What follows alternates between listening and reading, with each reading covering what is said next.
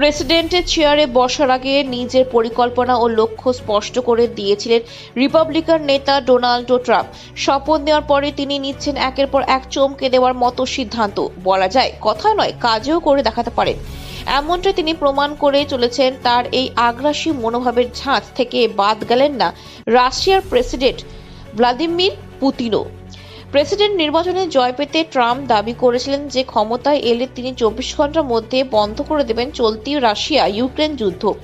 এখানে শেষ নয়, জানিয়েছিলেন যে রুশ প্রেসিডেন্টের সঙ্গে তার বৈঠক পাকা হয়ে গেছে এবং যেইভাবেই হোক বন্ধ করতে হবে। যেইভাবেই হোক যুদ্ধ বন্ধ করা হবে। কিন্তু সরকারিভাবে রাষ্ট্রপতির সিংহাসনে বসতেই সুর বদলালেন ট্রাম্প। উল্টে পুতিনকে দোষারোপ করে তিনি দাবি করলেন চুক্তি করা উচিত ওনার, সেটা না করে তিনি রাশিয়াকে ধ্বংস করছেন। যুদ্ধবিরতি প্রসঙ্গে তিনি জানালেন, অর্ধেক দিন হয়েছে, এখনো সময় আছে, তবে তা হয়ে যাবে এক সপ্তাহের মধ্যে। কিন্তু ময়দানে নেমে ট্রাম্পের এমন ভরবদল অনেকেরই ভালো চোখে নিচ্ছেন না।